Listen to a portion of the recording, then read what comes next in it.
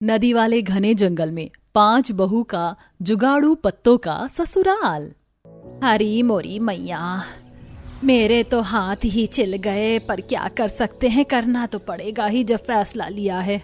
माँ जी आप रहने दीजिए, मैं ही कर लेती हूँ। नहीं बहू, तुम सब लोग भी तो काम कर रहे हो कुछ ना कुछ, मैं खाली कैसे बैठ सकती हूँ। वैसे भी आज के जमाने में मुफ्त की रोटी कहीं नहीं मिलती, और अभी तो यहाँ रोटी खाने के लिए भी जतन करना है और घर के लिए भी। माँ जी आप निश्चिंत रहिए, आपकी 5 जुगाड़ू बहू कुछ न कुछ इंतजाम कर ही रही हैं, और देख लेना हम पत्तों का ससुराल बना कर ही रहेंगे। बताओ कैसे दिन आ गए हैं, क्या सोचा था, और अब पत्तों के ससुराल में रहना पड़ेगा, वो भी नदी वाले घने जंगल में। भले ही दीदी पत्तों का ससुराल हो, लेकिन सुकून और ठंडी हवा तो हमें यहाँ ही मिल रही है, वरना इससे पहले हम कितने परेशान थे, ये तो आप अच्छे से जानती हैं। हाँ ये तो है। तभी 2 बेटे लकड़ी काट कर थक कर बैठ जाते हैं और 2 बेटे ढेर सारे पत्ते इकट्ठे कर लेते हैं और कुणाल हाँफता हुआ कटहल तोड़ कर ले आता है। अरे बाप रे, बहुत ज्यादा घूमने के बाद मुझे ये कटहल मिला है। अच्छा है जी आप कुछ ले आए, अब कम से कम सब्जी तो बन जाएगी इसकी। अरे पत्ते आ गए, अब पत्तों का घर बनाना शुरू करते हैं। लेकिन दीदी पत्तों से खाली घर तैयार नहीं हो सकता, हमें इसके लिए बांस और गोबर भी चाहिए, तो चलो जंगल में ढूंढने चले। हाँ चलो सब लेने चले। अरे मैं ये लकड़ी लेकर तो आया हूँ, इससे बात नहीं बनेगी क्या? भाई साहब ये तो खाना बनाने में इस्तेमाल हो जाएगी। बहू मैं चलूं? नहीं माँ जी आप आराम कीजिए। वैसे दीदी घने जंगल में जाने से पहले पानी पी लेते हैं, बहुत प्यास लग रही है, जब से काम कर रहे हैं पानी ही नहीं पिया है। चलो एक बार सब पानी पी लेते हैं, हाथ मुंह भी धो लेते हैं। तब 5 बहुएं नदी के किनारे जाकर हाथ से पानी पीती हैं। वाह दीदी, ये जंगल जितना घना है उतना ही ठंडा और मीठा इस नदी का पानी है, मजा आ गया। हाँ मुझे तो ऐसा लग रहा है मेरी सारी थकान ही खत्म हो गई, मुझे नहाने का मन कर रहा है। अरे दीदी अभी हमें धूल मिट्टी का बहुत काम करना है, बाद में नहाएंगे। तब 5 बेटे काम करके आराम करते हैं, वहीं 5 बहू घने जंगल में घूम घूम कर बांस, गोबर और मोटे केले के पत्तों को इकट्ठा कर वापस आती हैं और पत्तों का घर बनाने की कोशिश करती हैं। लेकिन आखिर क्यों पूरा परिवार एक नदी वाले घने जंगल में आकर ठहर गया है? ऐसी भी कौन सी शांति और ठंडी हवा थी जो उन्हें कहीं और नहीं यहाँ मिली, और ये इतना मजबूर क्यों हो गए कि पत्तों का ससुराल बनाकर रहना पड़ रहा है? आइए जानने के लिए कहानी में कुछ समय पीछे चलते हैं, जहां 5 बहू अपनी सास के साथ एक मामूली सी घास फूस की झोपड़ी में रहती थी। एक दिन गर्मी से परेशान, जहां लाइट भी नहीं थी, 5 बेटे काम से घर आते हैं। शुक्र है घर आ गए, वहां तो बिजली लाइट थी नहीं, काम कैसे करते? अच्छा है, अब यहाँ थोड़ा सा पंखे में सो लेंगे, वैसे भी बहुत गर्मी हो रही है। सुधा पंखा चला दो ना। अरे माँ, जब पंखा है तो हाथों से हवा क्यों कर रही हो? क्योंकि बेटा अभी अभी आधे घंटे पहले लाइट चली गई है, जब से गर्मी में पड़े हुए हैं हम। माँ जी बहुत देर हो गई है, अब खाना खा लीजिए, बंगले वाली आंटी ने कहा है लाइट आने में 5 घंटे हैं। काश हम लोग भी इतना अमीर होते, लेकिन हमारी तो झोपड़ी भी ऐसी है, पानी पीने के लिए फ्रिज तक नहीं है, मटके का पानी पीना पड़ता है। पर सबसे बड़ी बात, वो पीने का पानी भी कई दूर कुएं से उठाकर लाना पड़ता है, वो भी इतनी भारी गर्मी में। हे भगवान, हम तो आराम करने घर पर आए थे, लेकिन यहाँ तो लाइट भी नहीं है, और गरीबी इतनी है कि घर में ढंग से 2 पैसे की रोटी भी नहीं खा पाते, और हमारी कमाई भी इतनी नहीं है। मैं तो कह रहा हूँ भैया, वहाँ पर काम करने का कोई फायदा नहीं है। मालिक काम महीने भर करवाते हैं और पैसे 2000 से 3000 रुपए देते हैं। अगर हम लोग आज गांव में नहीं होते, शहर में होते, तो पैसे अच्छे खासे कमा सकते थे। माँ जी और आप सब खाना खा लीजिए, खाना बन चुका है। अरे भला इतनी गर्मी में हम खाना कैसे खा पाएंगे? लाइट भी चली गई, हमारे पास ना कूलर पंखा है, ये जिंदगी भी कोई जिंदगी है? बेटा जैसी भी जिंदगी है, रहना तो इसी झोपड़ी में है। कमाई अच्छी होती तो कम से कम मकान बन जाता, लेकिन मकान तो तब बने जब हम ठीक से खा पाए। मम्मी जी बहुत गर्मी लग रही है, पसीने आ रहे हैं। मुझे भी भाभी। चलो मैं हवा कर देती हूँ, तुम सब खाना खाओ। आइडिया, मेरे पास एक जुगाड़ है जिससे हमें ठंडी हवा लग सकती है। तभी घर की बड़ी बहू एक गिला रूमाल लेकर उससे सबको हवा करती है, जिससे ठंडी हवा और छींटे सबको लगती हैं। तब सब अच्छे से खाना खा पाते हैं। वाह नम्रता, तुम्हारा तो बहुत तेज दिमाग चलता है जुगाड़ के मामले में। अब अच्छा लग रहा है खाना खाते टाइम। हाँ भाभी, आपने तो कमाल कर दिया। दीदी आपका ये जुगाड़ बहुत अच्छा है। अब कम से कम गर्मी में ये लोग खाना तो खा रहे हैं। माँ जी आप भी खा लीजिए। हाँ बहू। तब गीले कपड़े की हवा के सामने घर के सभी लोग गर्मी में खाना खा लेते हैं। 4 घंटे बाद लाइट आती है। पांचों बेटे फिर काम पर चले जाते हैं और खिलौने की फैक्ट्री में मशीनों पर काम करने लगते हैं। सिलसिला ऐसे ही चलता है। गर्मी की मार ने 5 बहू का हाल बेहाल कर दिया था। दूर गांव के कुएं से पानी लाना पड़ता है, चूल्हे पर खाना बनाना पड़ता है और खाना खाने के लिए भी जुगाड़ करना पड़ता है, जैसे कि कभी आलू के छिलके की सब्जी तो कभी मटर के छिलकों की सब्जी। माँ जी भला ये सूखा रोटी और छिलकों वाला खाना कब तक खाना पड़ेगा? बेटा मैं क्या बोलूं, मेरे 5 बेटे मेहनत कर रहे हैं लेकिन यहाँ काम है कि काम ही नहीं हो रहे हैं, तो खाने को क्या मिलेगा? तभी धूप में कपड़े धोकर शिवानी और मनीषा आते हैं। माँ जी देखिए ना, गर्मी से हम लोगों को घमौरियां निकल आई हैं। माँ जी कितना गंदा मौसम चल रहा है, अभी तक मानसून की बारिश नहीं हुई। इतनी गर्मी है कि नहाना सोना कपड़े धोना सब मुश्किल हो गया है। ये घमौरियां बहुत काट रही हैं। इनसे बचने के लिए हमारे पास ठंडा पानी, बर्फ या ठंडा पाउडर भी नहीं है। काश हम इसका जुगाड़ कर पाते। अरे हाँ, ये मंदिर गए थे, चंदन का टीका रखा है, वही लगा लेते, कम से कम थोड़ा आराम तो होगा। हाँ शिवानी ये तो तुमने अच्छा किया।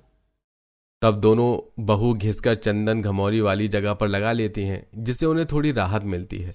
रात को वो सब झोपड़ी में भी बड़ी मुश्किल से सो पाते थे।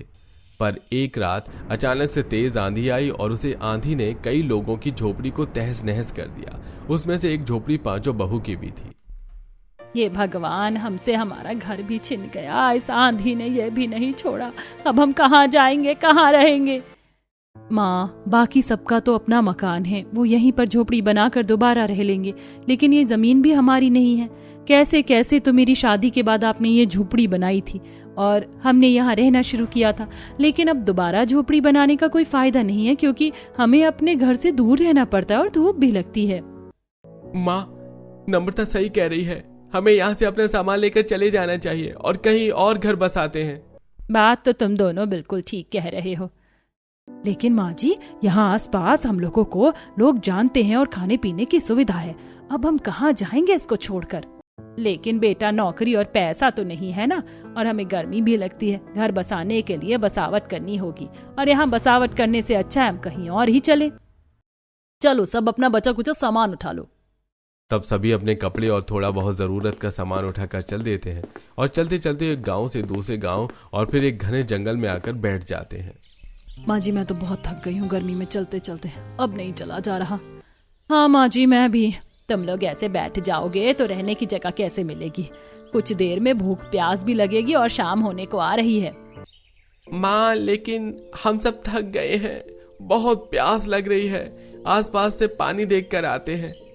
आप सब लोग यहीं आराम करो, हम आते हैं। 5 भाई आधे घंटे तक आसपास पानी ढूंढते हैं। फिर मोहित को पानी के बहाने की आवाज आती है। तब 5 भाई और घने जंगल में अंदर घुसते हैं, जहां उन्हें बहुत प्यारी सी सुंदर नदी देखने को मिलती है, जिसके बीच में 2-3 अच्छे फूल वाले पेड़ भी उगे हुए थे और वहां काफी ठंडी हवा बह रही थी। भैया हमें पानी मिल गया, भैया ऐसा लग रहा है रेगिस्तान में कुआं मिल गया हो। तुमने बिल्कुल ठीक कहा कुणाल, और यहाँ आसपास का वातावरण कितना शांत और ठंडा है। यहाँ हम आराम से रह सकते हैं अपना घर बनाकर, क्यों? हाँ बिल्कुल भैया, चलो सबके लिए पानी लेकर चलते हैं और उन्हें यहाँ ले आते हैं।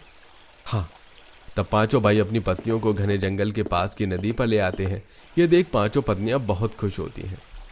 अरे वाह, ये तो बहुत अच्छी जगह है, हम यहाँ आराम से रह सकते हैं और गर्मी भी नहीं लग रही। माँ जी मैं सोच रही हूँ क्यों ना हम सब लोग यहीं पत्तों का घर बनाकर रहते, या ठंडक भी है, धूप भी नहीं आ रही और पीने का पानी भी पास में मिल गया, कहीं जाना नहीं पड़ेगा। बाकी चीजों की छानबीन हम इसी जंगल में कर लेते, क्या पता कुछ पेड़ के फल या सब्जी मिल जाए।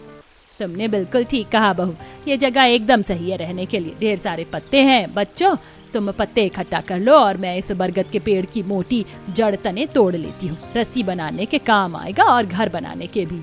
माँ जी घर मजबूत बनाने के लिए गोबर और मिट्टी भी तो चाहिए होगी ना, तो हम वो भी लेकर आते हैं। तब 5 बेटे पेड़ के पत्ते इकट्ठे करते हैं, बहुएं मिट्टी इकट्ठा करती हैं और आखिरकार कुछ ही देर में इन सब चीजों का इस्तेमाल करके पत्तों का घर बना लेती हैं और गोबर मिट्टी की लिपाई कर फर्श दीवार चमका देती हैं और मिट्टी का चूल्हा बनाकर खाना बनाती हैं। वाह बहू, तुमने पत्ते का घर तो बहुत अच्छा बनाया है। ठंडक, शांति, सुकून सब कुछ है। हाँ माँ जी, चलिए आप सब बैठ जाइए, बहुत आराम हो गया। दीदी ने कटहल की सब्जी और रोटी बनाई है। फाइनली इतनी देर बाद खाना खाने को मिला। तब पांचों बहू सबके लिए खाना लगा देती हैं और सभी सुकून से खाना खाते हैं। दीदी, सुकून वाला खाना तो अच्छा लग रहा है, जबकि यहाँ कोई पंखा नहीं है, कोई धूप नहीं है। सच में ये घना जंगल बहुत अच्छा और बहुत सुंदर है। आसानी से लोग यहाँ आ भी नहीं सकते, लेकिन अब हमें अपने दिन गुजारने के लिए पैसों की जरूरत होगी। वो काम कैसे शुरू करें? मैं तो सोच रही हूँ हम सब जुगाड़ बहू हैं, क्यों ना जंगल की कुछ जड़ी बूटी लेकर उसे बेचने का काम शुरू करते हैं। यहाँ से थोड़ी दूर शहर आ जाता है। हाँ, और मैं जंगल की लकड़ी काटकर लकड़ी बेच दूंगा और उसके खिलौने बनाने भी हम पांचों भाई को बहुत अच्छे से आते हैं। और मैं मिट्टी के खिलौने बना दूंगा। नदी के पास मैंने बहुत अच्छी मिट्टी देखी है। और माँ जी, आपको तो पता ही है, लोग भंडारे का खाना दोने और पत्तल में खाते हैं। हम वो पत्तल यहाँ जंगल के पत्तों से बना सकते हैं और यहाँ की मिट्टी से मिट्टी के दीपक बना देते हैं, जो कि मंदिर में बेचने में काम आएगा। हाँ दीदी, ये सही रहेगा। आज हम जंगल को और अच्छे से छान लेते हैं। हो सकता है कुछ खाने पीने के फल, सब्जी और जड़ी बूटी की चीज मिल जाए। हाँ चलो। तब खाना खाने के बाद पांचों बेटे लकड़ी और मिट्टी इकट्ठा करके खिलौने बनाना शुरू करते हैं। वहीं पांचों बहू जंगल में जड़ी बूटी के पेड़ पौधे और बाकी चीज ढूंढती हैं। तभी पूजा को सुंदर सा नीला फूल मिलता है। दीदी देखो, मुझे पलाश का फूल मिला है। इसका इस्तेमाल हम कपड़ों पर रंग चढ़ाने में कर सकते हैं और उस कपड़े को बेच भी सकते हैं। पूजा, पैसे कमाने का ये जुगाड़ अच्छा है, लेकिन इसके लिए हमें कपड़े भी चाहिए और कपड़े खरीदने के लिए पैसे। Oh no. दीदी देखो, मुझे कुछ ऐसी जड़ी बूटी वाले पेड़ मिल गए हैं जिनसे कान का दर्द, बुखार और पाँव का दर्द ये सब गायब हो सकता है। ठीक है, इसे तोड़ लो। अरे वाह, हमें 2-3 तरीके के पत्ते भी मिल गए। इन सब से हम प्लेट, कटोरी बनाएंगे और इन्हें बेचेंगे। दीदी देखो, मुझे जामुन का पेड़ मिला और कटहल का भी। इससे हमारा खाना पीने का काम हो जाया करेगा। फिर पांचों बहू ढेर सारे पत्ते, जड़ी बूटी का सामान, घास और फल तोड़ कर ले आती हैं। वहीं सास एक मोटी डंडी की टोकरी बनाकर देती है, जिसमें बहू जड़ी बूटी का सामान, फल और पत्ते रख देती है। अरे माँ जी, इस मोटे तने की टोकरी बनाई आपने, ये तो बहुत मजबूत लग रही है। हाँ बहू, मैंने बचपन में बहुत बनाई है। इसे छबरिया बोलते हैं। अब इसमें सामान रख लो। मुझे पता है मेरी जुगाड़ बहू इन्हें बनाकर बेचेगी और जरूर सफल होगी। तब पांचों बेटे नहाने जाते हैं और फिर पांचों बहू भी खाना बनाने से पहले हाथ मुंह धोने जाती हैं। तो 2 बहू नदी में अंदर चली जाती हैं। तब वहां के पेड़ की जड़ों को पकड़ कर रखती हैं। जब उन्हें पानी में खाने वाला फल शकरकंदी दिखाई देता है तो बचाओ, कोई बचाओ।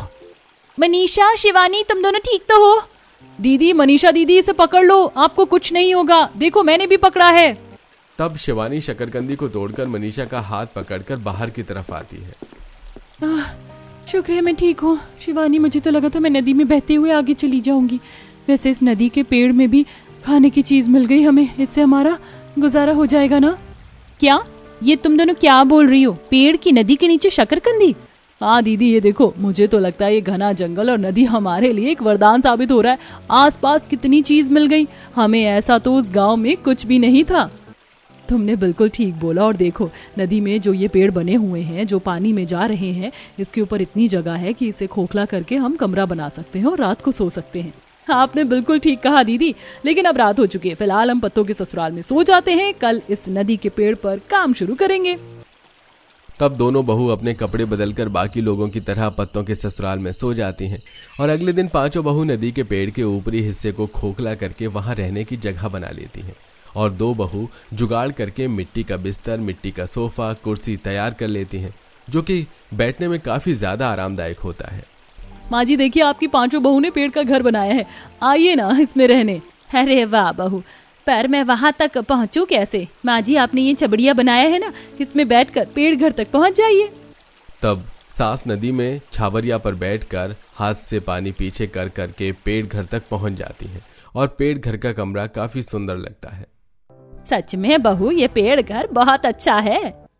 दिन गुजरते हैं, माँ बेटे पत्तों के ससुराल में सोते हैं, वहीं बहुएं पेड़ घर में सोती हैं।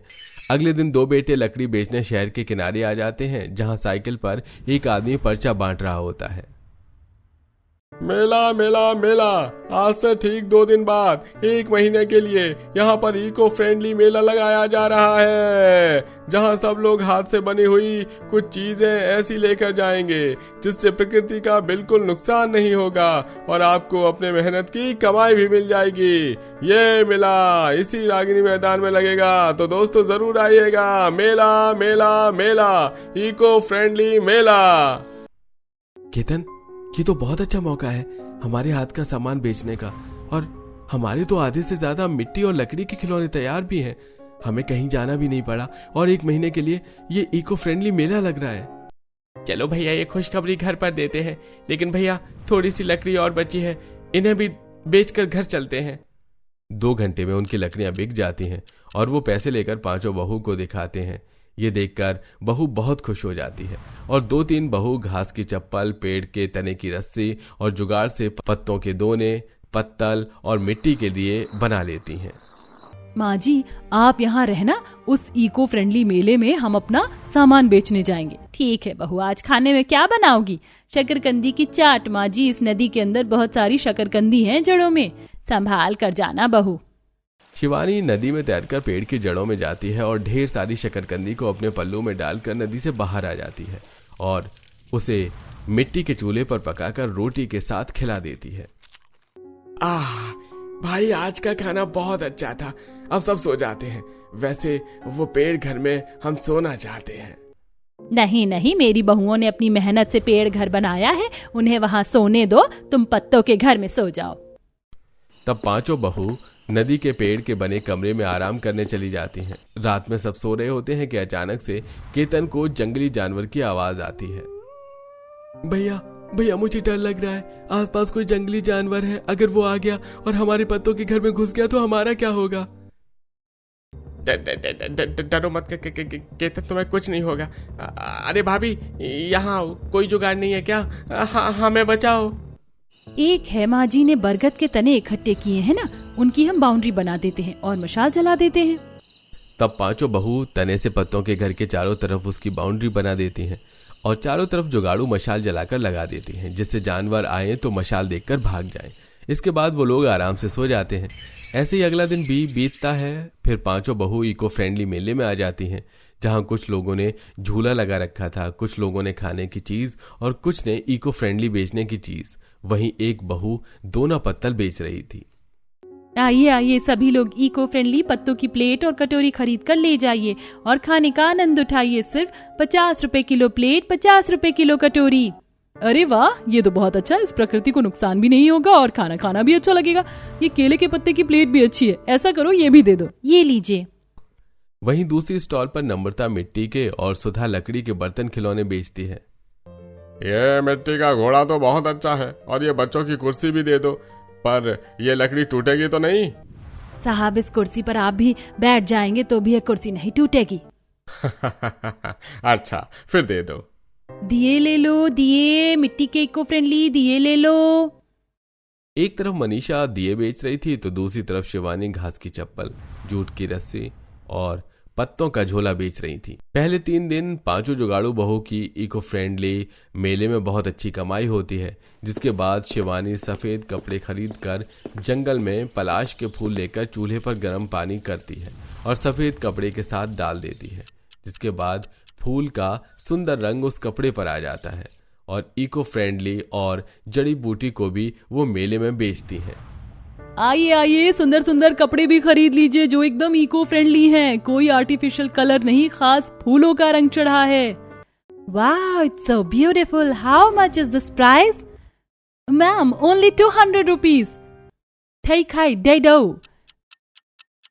शिवानी, मैं तेरी मदद करवाने आ गई। अरे वहाँ सुधा है। मम्मी, मुझे बहुत तता हो रहा है, उल्टी भी आ रही है, खड़ा नहीं हुआ जा रहा। हे भगवान, अब इतने बड़े मेले में मैं तुझे डॉक्टर के पास कैसे ले जाऊं? तेरी तबीयत बहुत खराब है। अरे बहन जी, आपको परेशान होने की कोई जरूरत नहीं है। हमारे यहाँ एक स्टॉल है जो जड़ी बूटी से बीमारी भगाती है। आप मेरी देवरानी के पास चले जाइए, आपके बेटे को बिल्कुल उल्टी नहीं आएगी। वो रही साथ वाली स्टॉल। जी, आपका शुक्रिया। तब रश्मि मनीषा के पास रश्मि को भेज देती है, जहां उसके बेटे को जड़ी बूटी की दवाई चख देती है और बच्चा ठीक हो जाता है। वाह मम्मी, इस दवाई के बाद मुझे बिल्कुल भी उल्टी का एहसास नहीं हो रहा है और अब चक्कर भी नहीं आ रहे। थैंक यू बहन जी, आपकी वजह से मेरा बच्चा ठीक है। ये लीजिए पैसे। शुक्रिया। 1 महीने तक पांचों जुगाड़ू बहू 5 से ज्यादा तरीके के जुगाड़ू सामान बेचकर इको फ्रेंडली मेले में अपना पैर जमा कर रखती हैं, जिससे उनकी बहुत ज्यादा अच्छी बिक्री होती है और डिमांड इतनी होती है कि मेला खत्म होने के बाद शिवानी और मनीषा अपनी समझदारी से ऑनलाइन जुगाड़ू सामान बेचना शुरू करती हैं, जिससे धीरे धीरे उनके पास पैसों का भंडार लग जाता है और पत्तों के ससुराल से वो एक आलीशान ससुराल में आ जाते हैं। वाह बहू वाह, किसने सोचा था कि मेरी 5 जुगाड़ू बहू पत्तों के ससुराल से इतने अच्छे आलीशान बंगले में आ जाएंगी। ये सब तुम्हारी मेहनत का नतीजा है। हाँ, ये सब हमारी होनहार पत्नियों ने किया है। नहीं माँ जी, गौरव जी, ये सब हम 5 जुगाड़ बहुओं का नहीं बल्कि आपके प्यार और सहारे का भी नतीजा है, वरना हम अकेले कुछ नहीं कर पाते। अच्छा हुआ हमारा जुगाड़ बिजनेस चल गया, वरना आज भी घने जंगल के नदी के पास वाले पत्तों और पेड़ के ससुराल में रहना पड़ता। तुम नहीं सुधरोगी बहू। इस तरह सब हंसने लगते हैं। दोस्तों, इस कहानी से आपको ये तो सीखने को जरूर मिला होगा कि भले ही हम दैनिक जीवन से दूर हो गए, लेकिन प्राकृतिक चीजों के पास आकर उनके गुणों के बारे में जान जाते हैं।